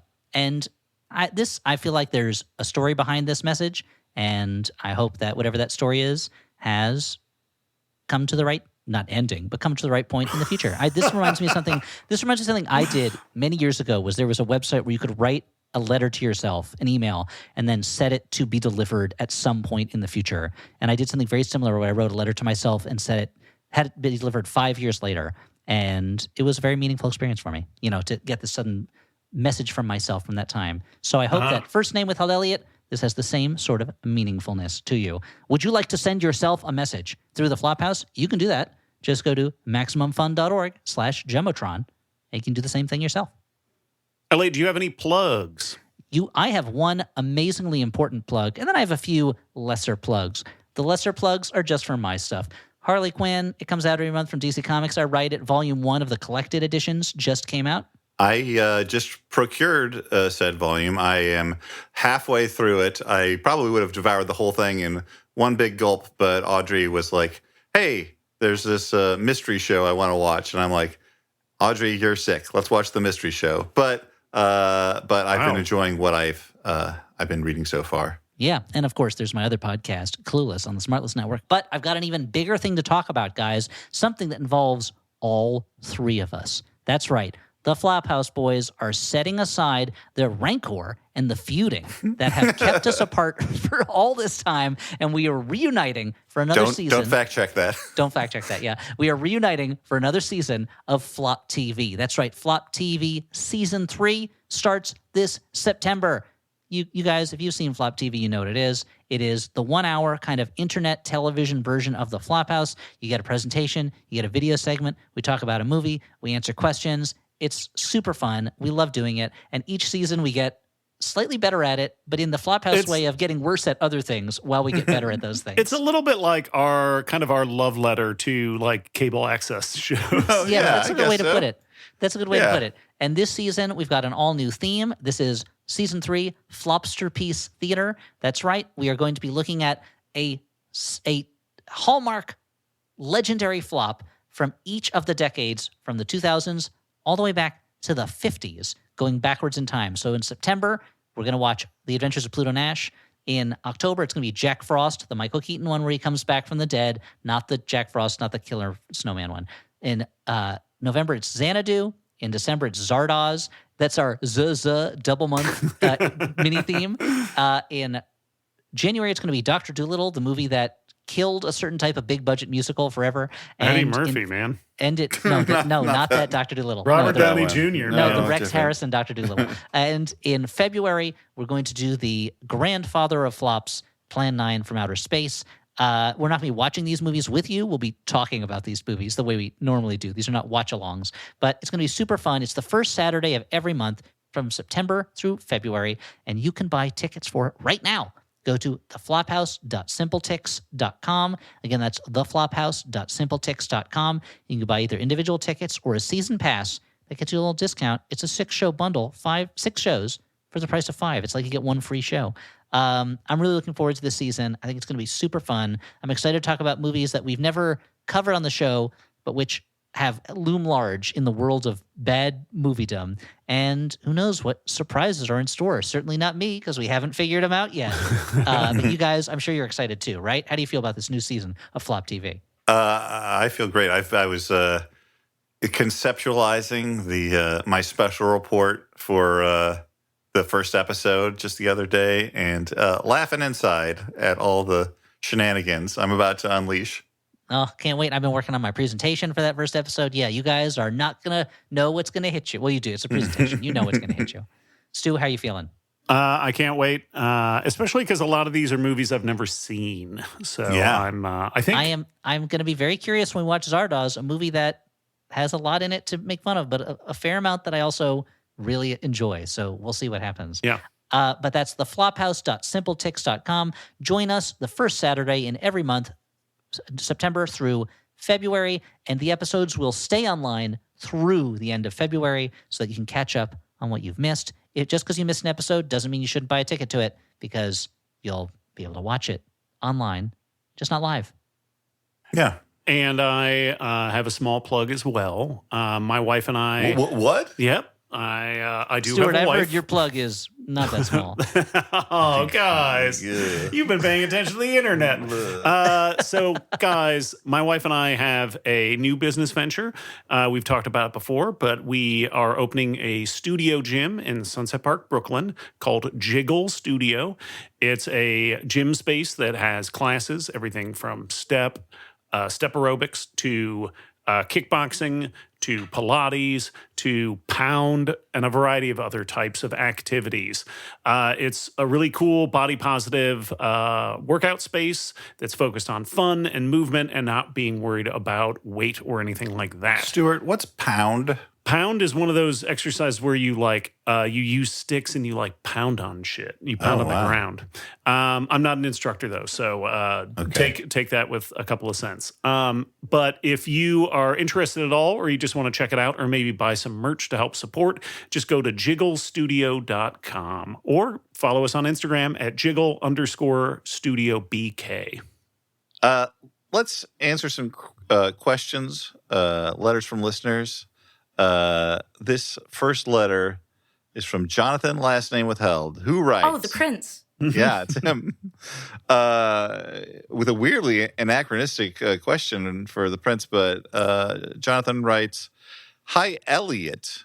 Back when tweeting was still a thing, I asked you a question about the power broker that you said you might be able to revisit once you got to that part of the book during your podcast with Roman Mars. My question was about the bonds that Governor Rockefeller pushed through to help upgrade NYC's transit and the LIRR. From my memory of the power broker, the book didn't address the final outcome of that bond. Do you recall what came of it? By the decades of neglect that followed, I think it's safe to assume it went nowhere, but I hope you can shed some light on it. I wonder if Robert Moses had some role in killing it or funneling the money to his pet project. Thank you for the Flophouse laughs and the power broker learning." Although this letter seems to be mostly geared towards Not really very a separate Flophousey. podcast. I Yeah. will say, well, he should have written into 99% Invisible, but yeah, that's I don't think they do a lot of letters segments. So there's two different bond issues that you may be referring to, but I think you mean the 1971 bond issue, which did not pass. Well, you heard it You here got an answer. first. Asked and answered, yeah. I mean, you specifically probably heard it here first. It's probably, you could have heard it here. I mean, that Somewhere else. information has been around for 50 some odd years, ever since it happened. Yeah. Yeah, the records are extant. This is from Bree, last name withheld. This one's for all of us, right? Not just Elliot. Actually, it's mostly for Stuart. I just Wait, get what? to kick back this time. Dear This Stuart, one. did this bond issue pass? I'm like, oh, fuck. Hey, Peaches, when it comes to comic strips, we all know Dan loves the Archie comics so much he named one of his kitties after them. Now, I'm just going to take a brief pause and say that while I am fond of the Archie comics, I named Archie the cat after Archibald Leach, Cary Grant's real name. But the Archie comics are about him. Yes, of course. Yeah, before The he was Cary Adventures Grant, of he was always young mixed. Cary Grant. Young Cary Grant was always mixed up with Betty and Veronica. Yeah, And Moose.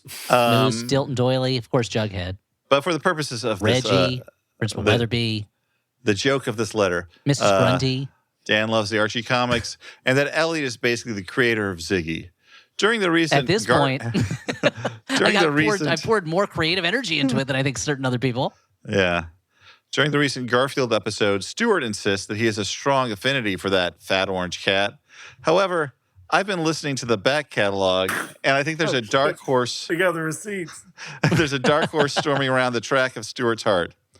Over the course of 456 episodes, Stuart references the ever-relevant newspaper and anthropomorphic bird-focused comic strip Shoe no fewer than 7 times. I think you just did in the last recording that we did. Yeah. That doesn't seem like a lot of times to reference something until you think about how that something is the comic strip Shoe. So I guess my question is, Stuart, why Shoe? Keep on flopping in the free world, Bree. So real quick, we have a guest today. Rebecca, are you a big fan of Shoe?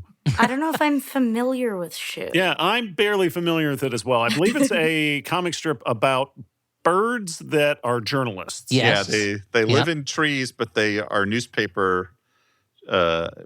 And they often hang out at a bar that is also in a tree. Yes. So this is a comic strip that's similar to Elliot's reaction to David the Gnome. This was the sort of thing that I would come across when reading the newspaper, just the comic section. I wouldn't read the actual newspaper. I'm not like Dan doing the fucking bridge puzzle every week.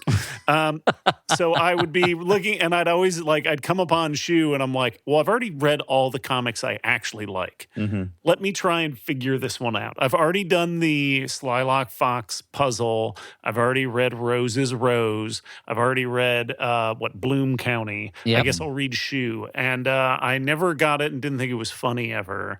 And I didn't like the way it was drawn either. But but it is called Shu, which is confusing. So I find it to be a fascinating touchstone and something to refer to when I'm just my brain is blank and I'm just pulling a comic strip out of it. Yeah, and Shu, I feel like it's one of those like vaguely political comics that doesn't actually take much of a political stance about anything. Like Wizard of Id? Like, yeah. Or Very Croc? Pro-wizard.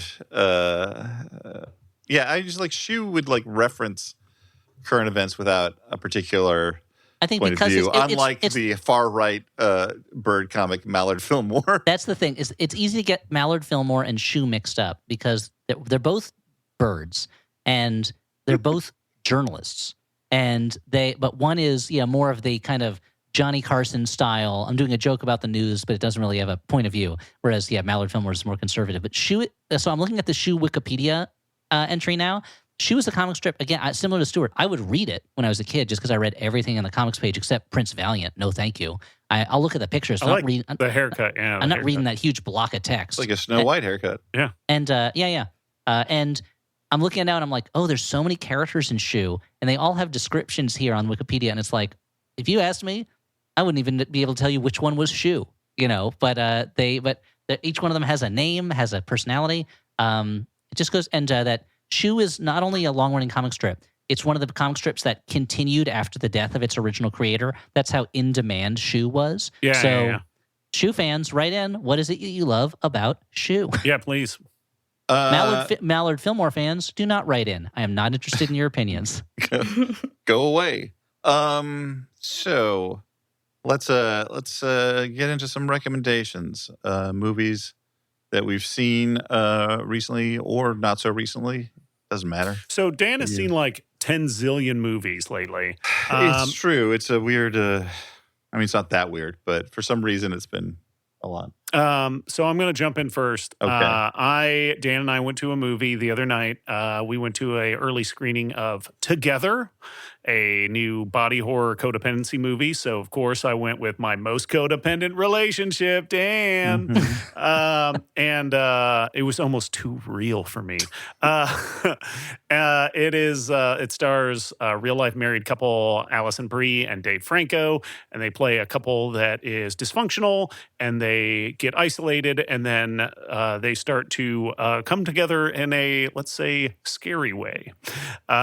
It's really fun. It was written, directed, and most of the VFX work were all done by Michael Shanks, who I must point out is a Flophouse listener and invited us to the screening and then let us fill him full of tequila afterwards. And it's a lot of fun. I think it works. It manages to the metaphorical stuff works and the relationship stuff works, and I think it's great. And it's gross and fun and oddly, like, kind of sweet. Yeah, I'm glad that you mentioned that we got to hang with the writer-director who was a hell of a nice guy, because, like, it could be easy to be like, well, you just liked the glamour of but even before we got to really meet him, I really enjoyed this movie. I know you did too. Like, it was a blast. It's very good. Yeah, it's fun. I'm just excited. I'm just excited to see you guys transition into the Ain't It Cool News stage of the podcast, where you get invited to screenings and talk about how great the Harry helicopter Knowles to the Godzilla premiere, and yeah. It was very cool getting to watch Dan get to meet Allison Brie. Dan did one of his classic things where he doesn't know that I don't know what's going on. So he texted me and he goes, yeah, so Allison Brie touched my shoulder at this screening last night. I'm like, what the hell are you talking about? Like, what? We did talk about how we were going to go to this thing, but it was LA and buried over in a here lot was of upset that he's not meeting all the celebs. I just don't understand. I don't understand how Dan just lives this glamorous lifestyle of constant being invited to screenings and meeting famous people. Meanwhile, I live in my bedroom. I never get to leave. Yeah, she and Dave Franco seemed very sweet when we briefly met them afterwards. Yeah, I saw.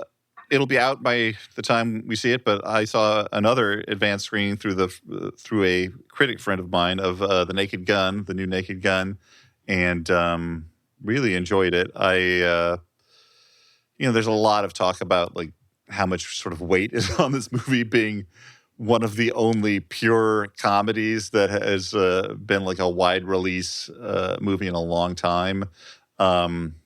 It's funny that a movie this silly is kind of going to bear the weight of like, what's the future of pure comedy in like theatrical screenings? But I really thought it was great. It was extremely funny, and for me, the stuff that worked best was sort of like the classic. Like a new take on classic Abrams Naked Gun airplane style jokes. It didn't work quite as well for me when it got into like, we're going to lampoon modern excesses of like Hollywood blockbusters, because that stuff has gotten so down the road of self-parody already that it didn't do as much for me. Did they do any like bullet time jokes? Not that, but they did like a lot of jokes about like just how ridiculous action stars have gotten these days, and it works pretty well because it's Liam Neeson doing it, and it evokes all of his like Taken nonsense or whatever. But just on the classic like dumb joke after dumb joke after dumb joke level, it was really funny, and there were a couple of jokes that really made my audience just go nuts. So I had a good time. Rebecca, do you want to go? Sure. I was also apparently at that screening, but in a, oh no, sorry. No, you go first, I it's was fine. pointing at Elliot to be like, haha, I know, he snaked me. Yeah. Well, also snaked me because I was going to say Naked Gun 2 because I saw it the same Naked Gun night 2, the sequel? Yeah, Naked Gun 2.5. The Naked Gun also. But I will say, when I got home from that screening, which I loved, my roommate was like, hey, I'm going to watch Last Days of Disco. And I said, okay, sounds like a good enough double feature. And I've never seen Last Days of Disco. Yeah. So watched that, and it was totally lovely. Was it a good double feature, though? Yeah, it made no sense. But sure. I know. I was trying to think of like if there's any sort of thread that I could use to tie them together, but I mean, truly no. Last Days of Disco is funny, but in a very different way. Yeah, a very grounded way. Maybe maybe when did the first Naked Gun come out? 88, 89, something like that. Well past the Last Days of Disco. Yeah, I mean, that's Whit Stillman, right? Last Days of Disco? Yeah. Yeah. So, like, I'd love to see a Whit Stillman Naked Gun. Very understated, Just like, yeah, sort of like witty repartee Naked Chloe Gun. Sevigny in the Leslie Nielsen spot. Yeah. I mean, let's pitch this to Disney Plus. What are we doing? Come on. And Cruella de Vil is there.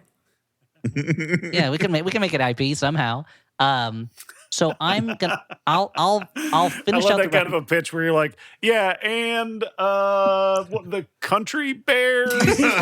Well, that's so I've heard stories about. I always forget whether it was Hannah or Barbera who was in charge of pitching, but that he would go into, because one did the pitches and one kind of ran the actual animating, but that he would go into pitch meetings and he'd be adjusting the pitch on the fly based on what the executives were responding to. And then afterwards, he'd have to go back and be like, I know this is the show we talked about pitching. This is the show we're doing right now because it's what they bought. And I wish that I could be in a situation like that where I'm like, and then, of course, there's an alligator, a bear, and... And that's how Jabberjaw ended up being the drummer for a teen band. I'm like, okay, so that's why Captain Caveman has two young teenage girls following him around. So I'm going to recommend, I think this movie version of this has been recommended before, but I don't know about the TV version. So I'm actually recommending a TV show, but I haven't gotten to watch a lot of movies lately. but I did have some time where I was watching episodes of The Trip, the Steve Coogan, Rob Brydon TV show that was edited into a movie that was released in theaters. And I've always really loved the movie, and watching the TV show, I loved it too. There's a lot more stuff in it, and there's a lot more kind of serious stuff in it, but also a lot of their funny jokes. And I just love seeing those guys. I know as the movies get on, they like get a little bit less mean to each other because at a certain point they've been through so many trips together. But in this one, just the palpable, fictional, I assume, kind of like frustration they have with each other, I find is very fun. Especially Steve Coogan's frustration in the movie version. I feel like Rob Brydon comes off as this nice guy, and Steve Coogan comes off as kind of like a jerk. And in the TV show, Rob Brydon comes off as so much more irritating than he does in the movie in a way that is very funny to me. So I recommend watching it's 6 episodes. They're very short. 6 episodes, very short. And I recommend The Trip. That's TV actually show. in England, Elliot. That's a normal length of a TV show. That's true. 6 episodes would be an actual television show. I mean, we're getting there. America is getting there pretty quickly, that we're going to have 6 episode seasons. Well, that's it. That's another episode of this show that has no seasons, but a lot of episodes. A whole hell of a lot That's of episodes. what they call him, the master of the segue. First No off, loose thread untied, they say about Dan McCoy. Master of the crossbow. That's just a compulsion I have. Of course, I would like to thank, first of all, Rebecca for being here. Is there anything you would like to plug or put out into the world before we go? Oh, yeah. Go to vulture.com. Go there. And Yep. click on the articles and then read them.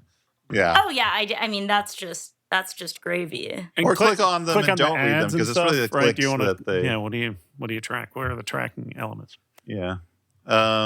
Tracker Oh, on thank CBS you. now. Thank you for having me. Dan, don't send people to CBS. Send them to Vulture. What are you doing? Yeah. I know. Yeah, our direct competitor, CBS is I mean, Primetime I don't Slate. want to send them to CBS right now. I'm very mad at CBS, but Yeah. I couldn't resist a tracker reference. He's taken America by storm. That guy. He tracks people. Nobody tracks better. Such a popular show. Coulter Shaw, a.k.a. Tracker. That's it. That's my whole bit. Yeah. Not a Well- bit, so much as a description. Just a fact. But Oh, I thought his name was Tracker. You would His name think, should right? be Tracker. Yeah. But should he be has a named Colton cool Tracker. name, Coulter Shaw.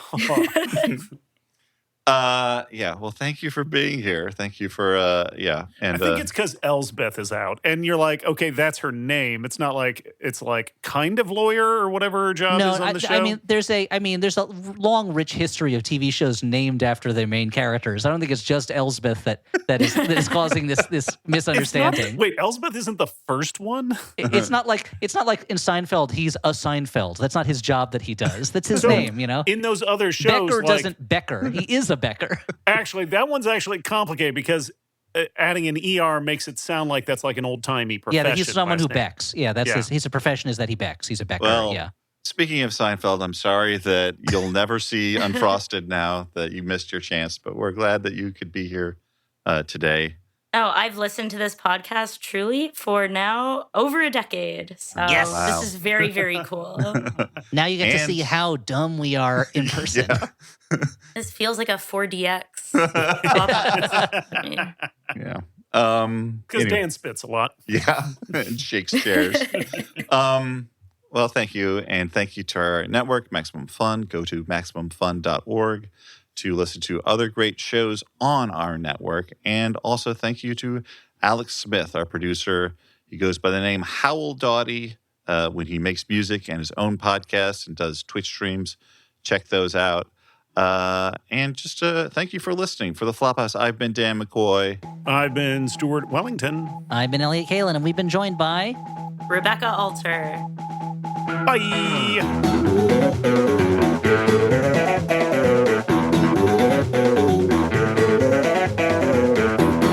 I enjoyed your post about Pedro Pascal being the guy whose legs are long in movies.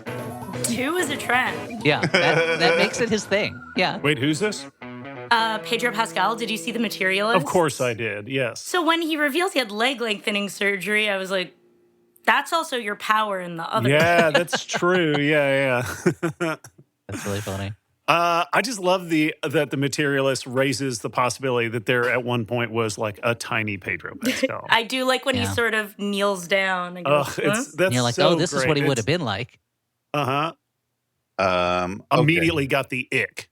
Deleted all my folders of pictures of Pedro Pascal. Maximum Fun A worker-owned network of artist-owned shows. supported directly by you.